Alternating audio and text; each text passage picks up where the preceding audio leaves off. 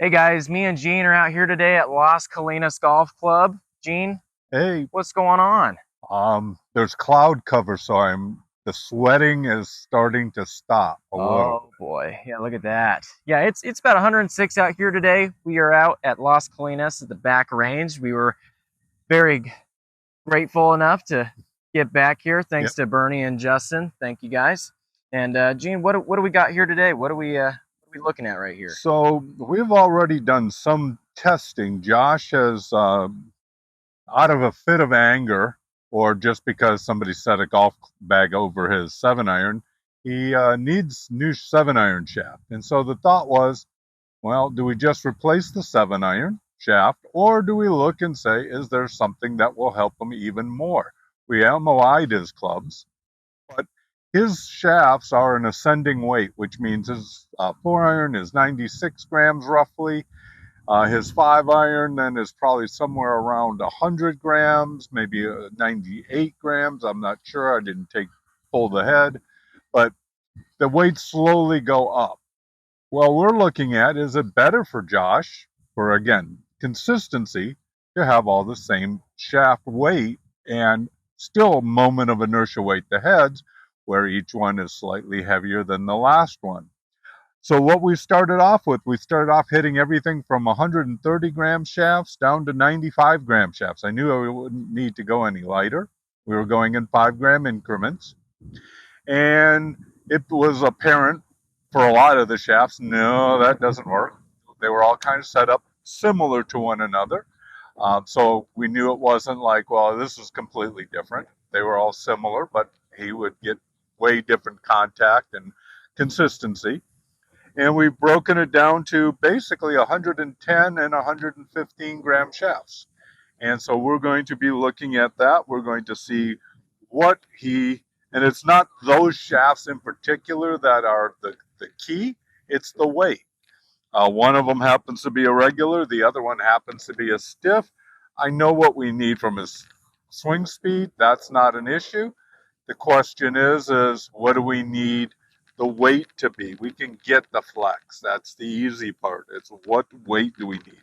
We set them up so that right now they're both at D3, so that we have the ability to, again, we're comparing apples to apples. And both of them he's going to have to choke down because I made these a little longer for some taller people. So he's going to pretend that the grip cap doesn't exist. And we're going to hit probably 3 or 4 shots. We have tape on the face. We have a little black dot on the face to help us know where center was. And we're going to look at how consistent is he. And as you can see, Gene, we got some different results here. Walk us through what do we got? Yeah. So the first thing is the one here that I am touching. That one he had. These clubs are both 37 3/4 inches long, and he plays a 37.5 inch 6 iron. This one he happened to remember where to grip the club, and you see his ball striking is pretty consistent.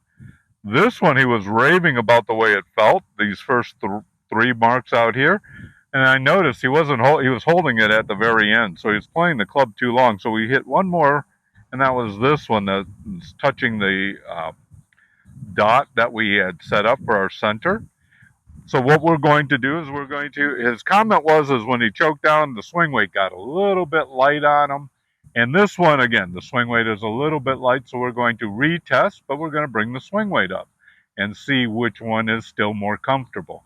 Right now, he's kind of favoring the 110 gram shaft weight, um, which is going to make the lighter the shaft, the more the head kind of stands out and the less of the shaft you feel. But you do end up, you can, unless you're using a really lightweight grip, you'll pick up the butt end of the club also. So that's what we're going to go to next. All right, so we just got done with the second round of testing. Kind of interesting results here. So, Gene, this right here, this is the 115. Correct. And this is the 110, the one that I was raving about earlier. Now, you could see the point of contact there on the 115, the one that I didn't like before, the dispersion is a little bit tighter. And I actually like this one better than this one in this round. So explain what happened there. Well, I think the thing that you're picking up upon is when we made, your iron's moment of inertia weighted when we really increased the weight of your 9-iron and pitching wedge. And your 9-iron shaft is your heaviest shaft in your bag, or your pitching wedge. Your pitching wedge isn't part of the set, correct? No. Okay, so your 9-iron is the heaviest shaft in your bag, which is about this weight. And we had made that into more of a favorite club. And so my thought initially was you were going to probably gravitate towards the 115, but we're going to keep checking, adding a little bit more swing weight. The beauty of being indoors is we don't have all the mud all over the tape. We had actually some moisture fall from the sky the other day, and so the ground is a little bit softer. One of these he got a little bit steep on, but it was still over the center of the face. One of them, I noticed I wasn't going to run in as he was getting ready to swing, that the ball had rotated just slightly towards the toe side, and as he was setting up, it rotated this way. Back, I should say, into the heel, it rotated towards the toe. And so the mark was a little tiny bit to the inside, and that's exactly where he hit it, because I looked at that one to see where he was going. So we're going to try again. We're going to raise the swing weight up. We're going to go half a point. We're at about somewhere in the D5 range. It's hard to tell because the ground isn't perfectly level for my swing weight scale, but it's close enough that we're comparing apples to apples as we increase the weight. So we're going to try that next. We got done, and some interesting results here. Gene. I melted. Gene about melted.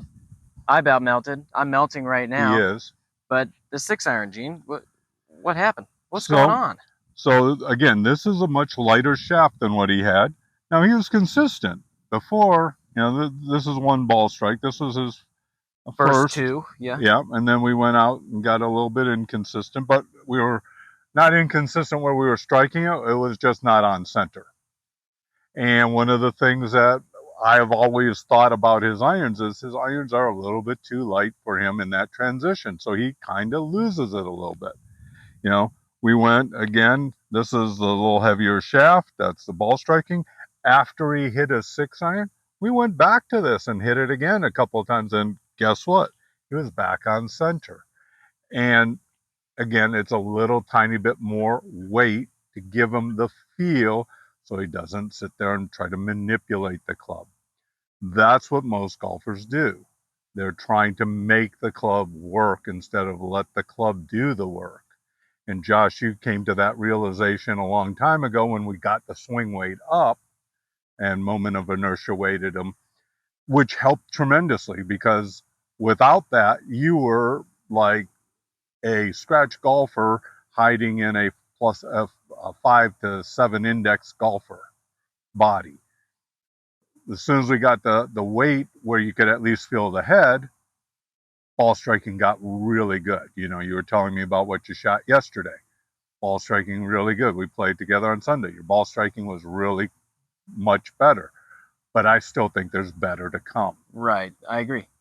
And going a little tiny bit heavier. You know, we also played around while we were off camera. We talked a little bit and had him hit a couple of different tip stiffnesses. Josh is not one who wants to play with the stiffest clubs. He likes to feel that nice, ooh, that one was crushed. And so we're looking at some mid kick to maybe a little bit mid-low launch shaft options, kind of depending on what the club head speed rating is for the shaft. And it's going to be a stiff because that's what his swing needs. But the big thing is most golfers, you know, I hear it all the time. I need it tip stiffer so that it'll bring the launch down. The difference between, you know, let's say I got a tip soft shaft and that was my launch angle. That's my launch angle with the tip stiff shaft. It will cause me to do other things to try to make it feel more appropriate if I don't like that stiffness. But it's a, you know, from high launch to low launch, it may be in a robot 3 to 4 degrees. And I will guarantee that if you can hit that low launch and it feels pleasant, you're never going to the high launch because it's going to feel like the shaft's hitting you in the head. It's just, it makes it feel unstable. The tip stiffness of the shaft for the average golfer is not going to change launch conditions tremendously. It's going to change it microscopically. If you only hit the ball in one spot every single time, yes, you will see a change of about 2 degrees. Most of us don't do that because we would just wear out that part of the face after a couple months. And very few people ever wear out their clubs in a couple of months, except for touring pros. Why? Because they hit it in the same spot over and over and over. So again, the big thing, looking for what he needs, Josh's move, he's nice and smooth here, and then it's a good acceleration, but it's not a John Rahm where it's here, jumps at it and thrashes at the ball. That guy needs a tip stiffer shaft. You're swinging, my swing here, there's acceleration, but I am not accelerating like, wow, look at that change of direction. I like kind of a mid-kick shaft. I don't like to feel the shaft moving about. I want that stability. And so that's what we're going to look for, and we're going to put into his clubs.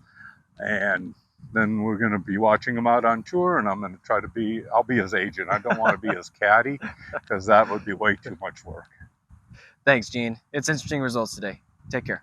Take care. Hey guys, welcome back to episode 17 of Club Fitting Chronicles. What you just saw was a video of Gene and I testing out some different shaft weights at Las Colinas. And I must say, we came to the conclusion I really liked the 110 gram shaft, and Gene at the moment is working on getting my 7-iron fully tuned and have a new shaft put in it. And if you hear some lightning and thunder in the background, just a little heads up, the time in which we were recording this episode, we're getting hit with a pretty big monsoon storm. I don't know about over at Gene's house, but I definitely heard some thunder in the background of his house here earlier. Yeah, it's I just keep looking out the window to make sure it's not hitting our house. The lightning. I know the rain is. I can hear it. You just got to hold up your golf club up in the air and hope for the best. Yeah, I was going to hold up a 1-iron, but then I remembered God can hit a 1-iron, so I don't want to do that. So there you go. There you go. So Gene, let's go back to a few weeks ago when we did that testing. We did multiple different shafts. We did an Apollo, a Nippon, and the other one I'm forgetting the name about. We did some KBSs. That's what it was. Basically, what we did is we broke them into weight classes, because the number one thing is how much weight feels appropriate for you to swing. And going through, and as people watch that part, it was pretty easy for you to say no, yeah, right, no, right. And the thing that most people think is, I'll never be able to tell the difference. Everyone can tell the difference. You're a much better than average golfer, so we got a little tighter in our specs between each weight. The average golfer, myself included in that, I worry about 10 to 15 gram range. With you, we were, getting down to even 5 grams between different shafts. Right. Which is a little bit, again, dealing with a really good golfer who can feel the difference. Okay, you got to do that.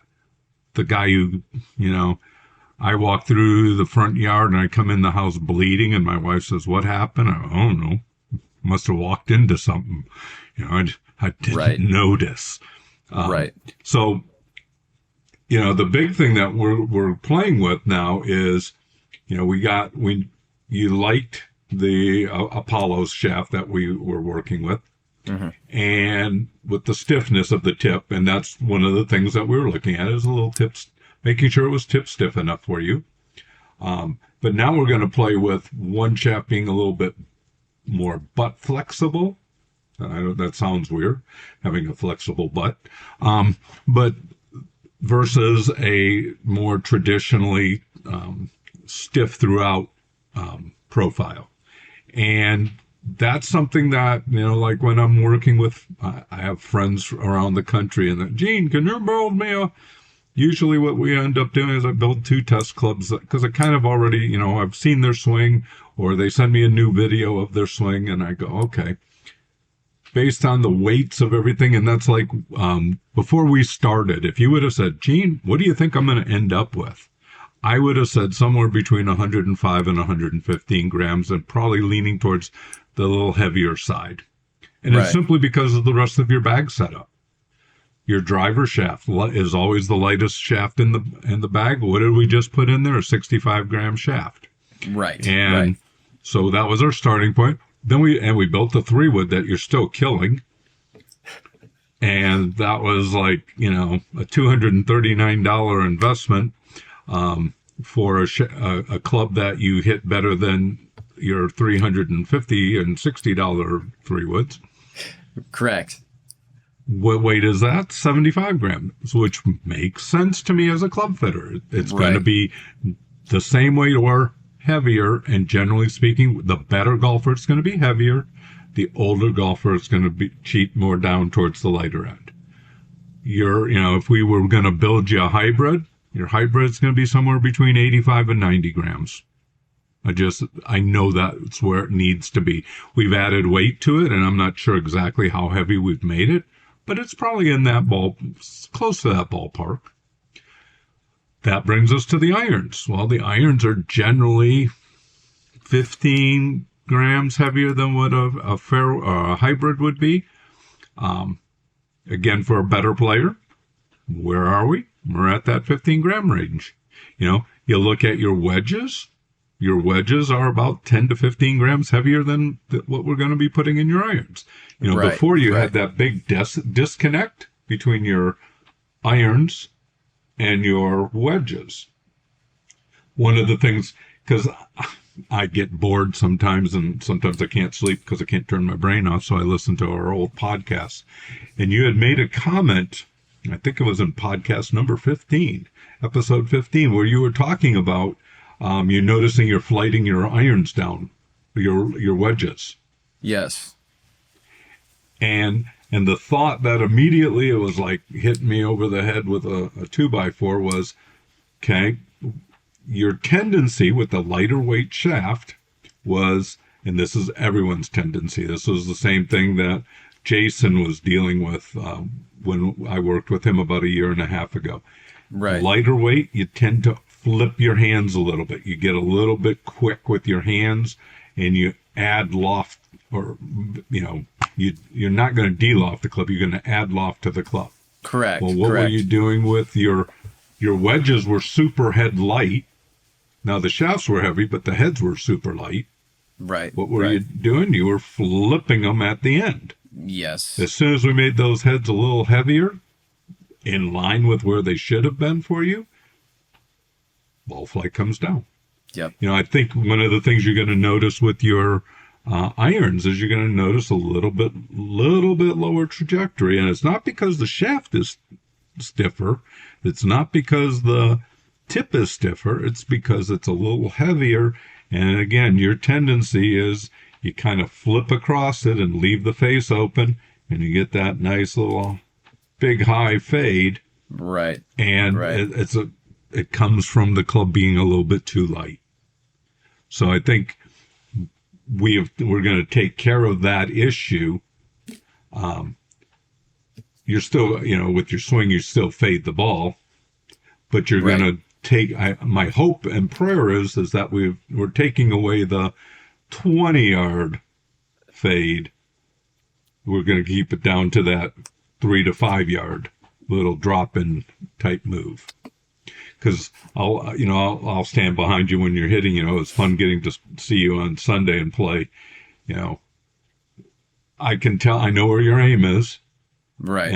And without even being behind you anymore, I know what your target's going to be.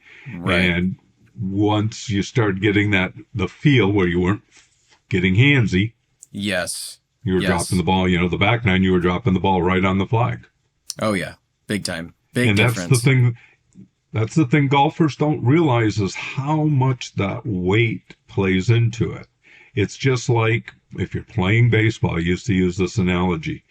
You got a wooden bat in your hand, or a graphite bat, or a steel bat, and your aluminum bat. You're taking batting practice, and you're finally catching up to my 90-mile-an-hour fastball.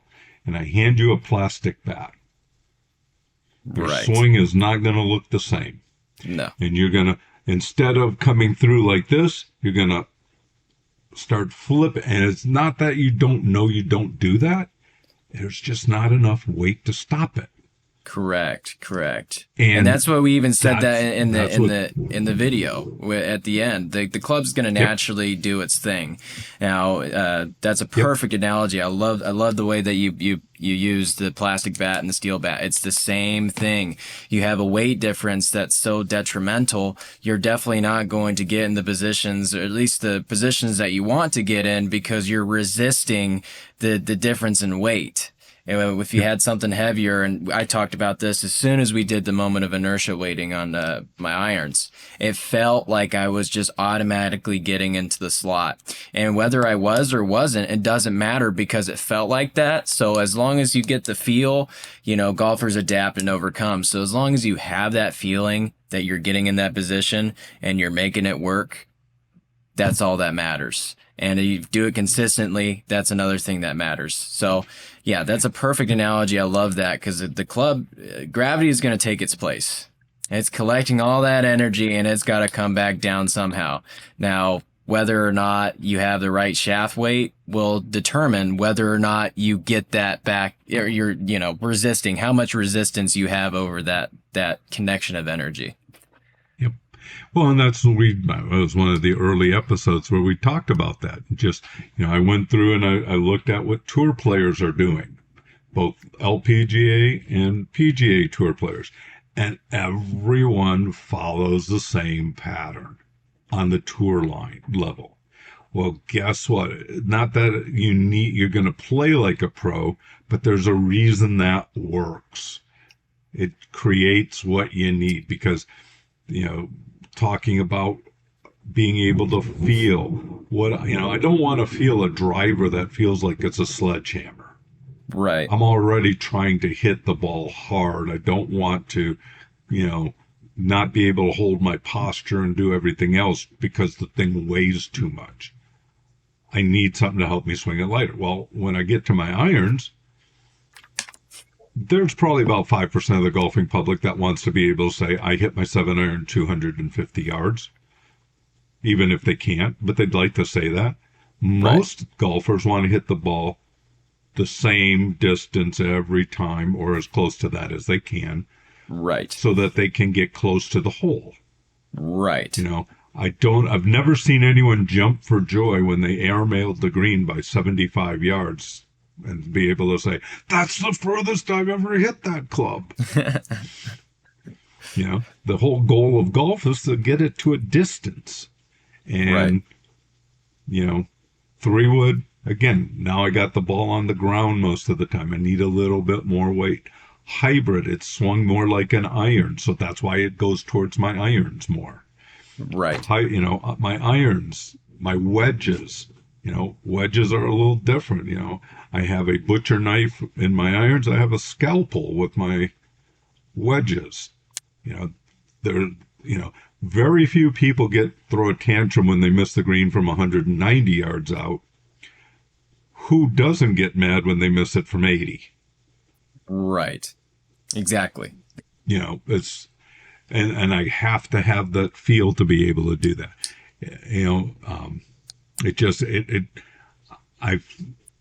It drives me nuts when people want to say, oh, no, that's me. Yes, you have a part. But if your tools are wrong, it doesn't matter how hard you practice. You're going to lose the feel again because it's not right for what you need. It doesn't work with your strength, your swing, your whatever. Right. So,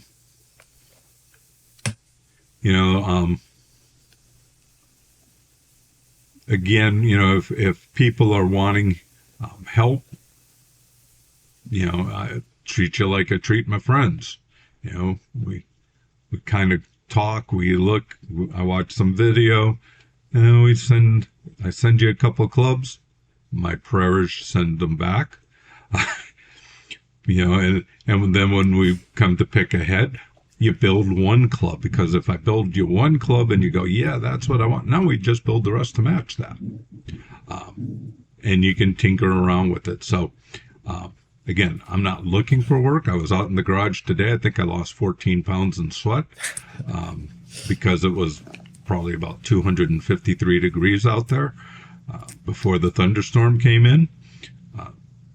But it breaks my heart when I see people either being misled or falling for some of the stuff that's out there, which kind of leads us into our next little topic that we're going to just talk about. And it's just because I keep seeing this stuff over and over the last couple of weeks. So the first one, I forgot what, I don't have any notes. What's the first one about? The alien wedge. Okay. The alien wedge. Alien wedge has been around forever. And first of all, it's not a bad thing to have a wide-soled wedge. Okay? The average golfer plays with the wrong wedges.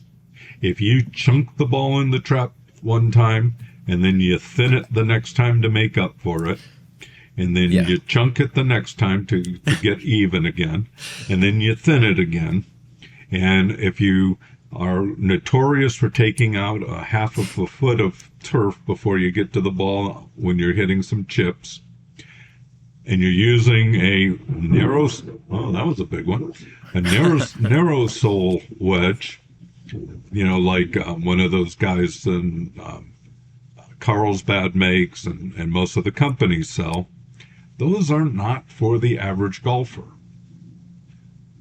The average golfer with a wider sole, it's hard to take a divot. So if you're chunking the ball, it helps you not to chunk it. The thing that drove me nuts with the commercial, because I've seen the commercial about 8 times. Oh, yeah. New technology. Oh, yeah. There's no new technology. It's just a wide-soled wedge. It's like the old alien wedge of 1990. It's like this square strike. What is that? Right. That's square strike. Again, the square strike, I think, was a pitching wedge, and it is simply a wider sole. Right. And it was flat across the front, which makes it a little easier for the average golfer to aim with. I make sand wedges and lob wedges. Tom Wishon has a great wedge that the face is pretty much straight across, you know, the blade. It's not a rounded bottom, you know, so it's flat like that rather than kind of looking at it backwards like that, or curvature. Right. That's the traditional way. Yeah. You know, some people, you know, and you hit that wedge over at Las Colinas that one day. Yeah, when big difference. You chili dipped one out of the Bermuda. Yeah. And then I gave you mine, and you put it about 5 feet from the hole. And obviously, I mean, it varies like condition to condition. Yeah. But for the most part, I mean, the feel and the look down the club, how it sat. I just love the look of that. If it's flush with the ground, not to the point where you see grass running up the leading edge, but just enough where there's that little there's that little inch, or not even an inch, probably, you know, quarter of an inch of just just air, right? That's what I like. But the bounce and the sole that I have, it sits up, and it just looks like I'm going to thin it every time. Exactly. And so the tendency, I got fitted for that too. Yep. Tendency is you either de-loft it, trying to get that out of there. So now you've just introduced a really sharp axe into the soft turf. Yep. Or, you know, you try to scoop and help. Yep. And that's not a good thing either. But I only hit it like 85 yards max because, you know, I add so much loft to get it up in the air that it only goes, you know, 80 something yards. I mean, it's a big gap between my 54 and my, 60, and that in itself is already a big gap. But I mean, it's still, I mean, to hit a 60, the yardages that I have on all my other clubs, I should be hitting my 60 further. Not that it matters how far you hit further than that. Yeah, but it's the point of having control. And when I have that big of a gap, it's kind of hard to control, you know, a 60-yard shot with my 110-yard club. It really is. even for people who are very experienced wedge players. Right. Well, and you lose a lot of spin too. Exactly, and it's hard. And greens here are firm, so it takes one bad bounce, and you could be at the back of the green. It's really hard to judge. Extremely hard. So the big thing with the Alien Wedge, if it's something, if you struggle out of the trap, it's a great club, but there is no new technology. You don't need perimeter weighting on a sand wedge or a lob wedge, because the blow is so oblique that the amount of perimeter weighting does nothing. I've gone out and hit my gap wedge 1 inch from the toe, 1 inch from the hosel, and right in the middle. And the balls are about the same distance. The biggest difference is how far the ball happened to bounce off of the hard green. Right. So I remember the other one. There's a new email that I've gotten about 12 of about 3-wood. And somebody that we know, Josh, has one of these. And I pulled it out of his bag the other day. And they talk about, well, you'll be able to get the ball up in the air further, higher, and all that. It's true. You can. The thing that they don't bother to tell you is it's a 5-wood. It's 17 and a half degrees of loft. Right. And the length of the shaft is longer than your 3-wood. Now, which club is this?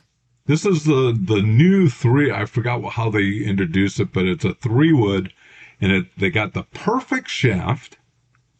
Oh. Which again, I never figured out how somebody can give you the perfect shaft without ever having seen you swing. Exactly. It's long. It's a lightweight shaft. It's got a lot of loft. It is a slightly closed face, so that's not too bad, that part.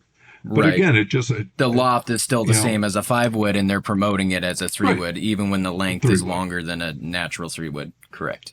Right. Yeah. And the golfing world, it's kind of like listening to, political debate, and it's just, okay, if they're opening their mouth, they must be lying. Right. Right. And, that's the same thing with the golf clubs.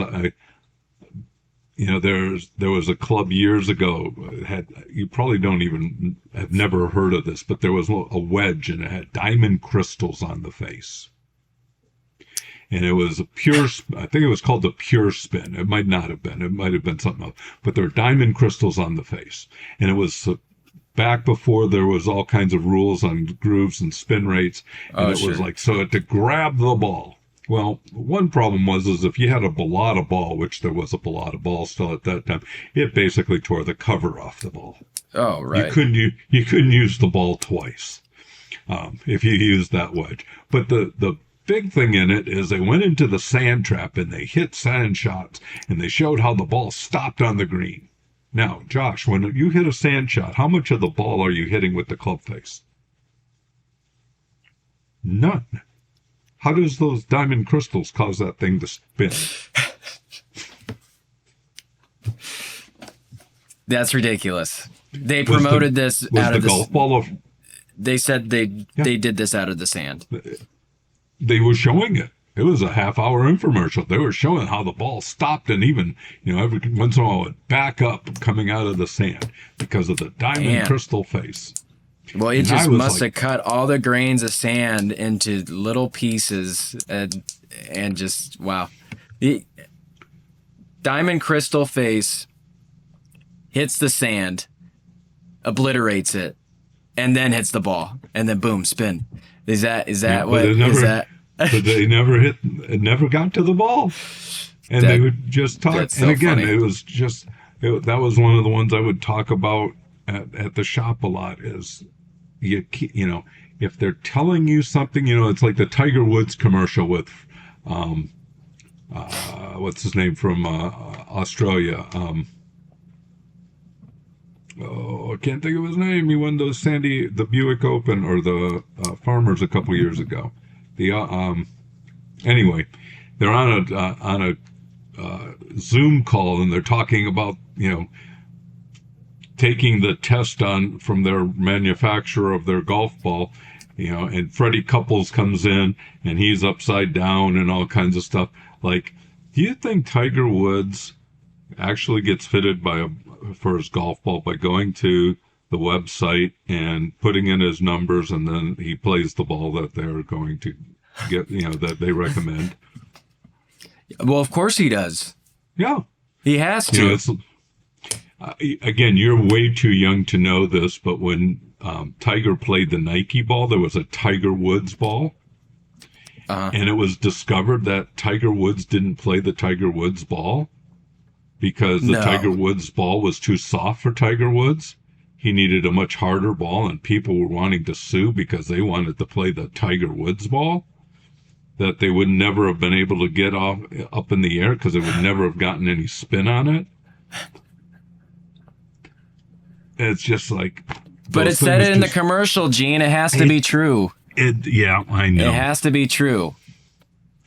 It drives me nuts when I see those things. The other thing, today, I told you I was dying in the garage and I'm working on a guy's clubs, and he went to one of those major companies that fit you, not a store that fits you, but a company that does their own fitting. Right.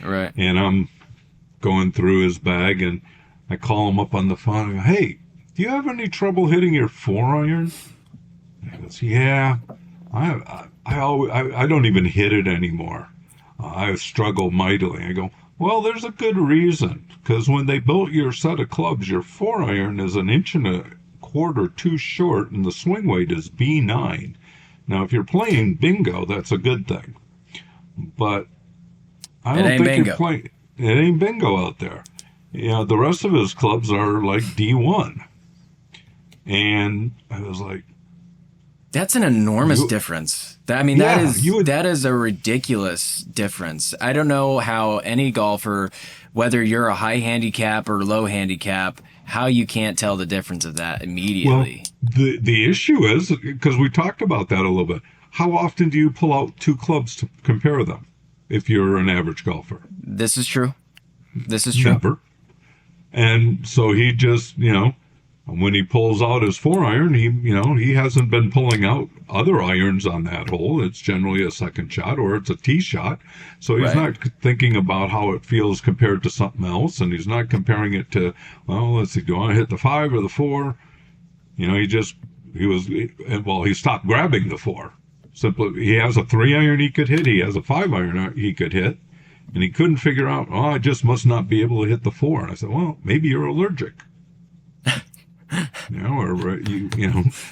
There's got to be a reason. There's an explanation or maybe there somewhere. It's the fact that it's just wrong. Right. So, just again, a word of caution to golfers out there. Don't believe the hype. If it says it's going to give you perfect spin, ask how does it do that, without knowing how you hit the ball. Right. Or one of my all-time favorites, perfect launch. How does it know to do that? I hit the ball 3 degrees up. Somebody else hits the ball 2 degrees down. We're using the same driver. How does it give both of us perfect launch?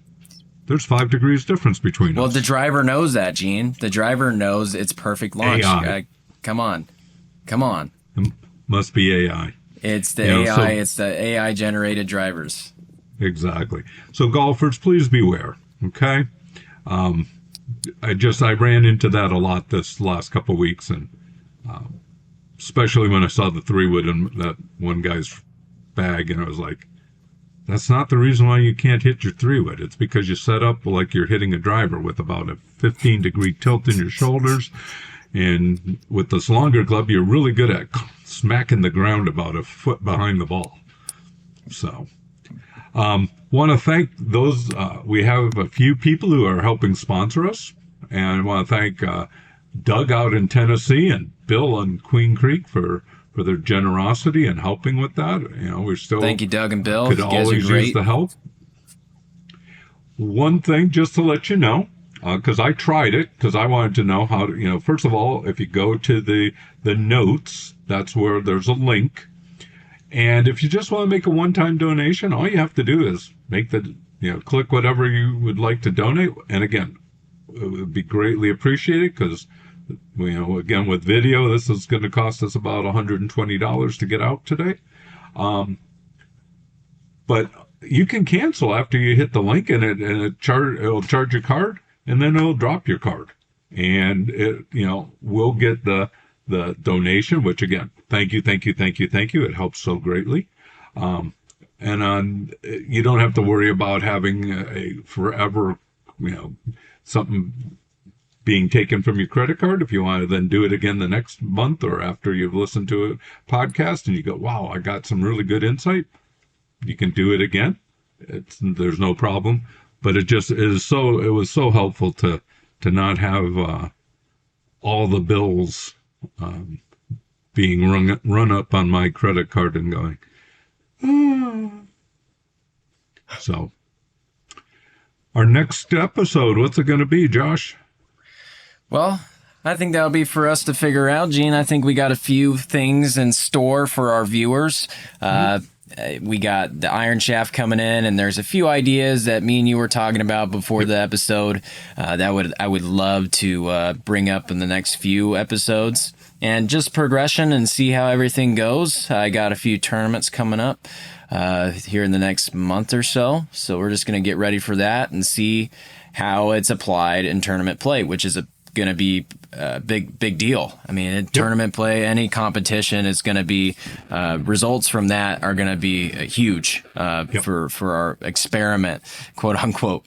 But once again, guys, thank you so much for all your support. Doug and Bill, you guys are awesome. We appreciate the donations. And once again, this information is free to you guys. Donations are greatly appreciated, but, Gene and I both, myself, I've learned a lot about, not only marketing schemes that a lot of these OEM companies are mass producing and promoting to the average golfer, but, just the information that Gene has given me about club technology itself and how I can use it to, deter myself from getting lured by the marketing. It really did help me a lot this entire summer. And, now we're going to see how it applies to tournaments. So, I'll keep you guys posted about that. But Gene, thank you once again for a great talk, great podcast, an amazing episode. And I look forward to speaking with you in the next. Sounds good, Josh. God bless and have fun at school. Will do. Take care. Take care.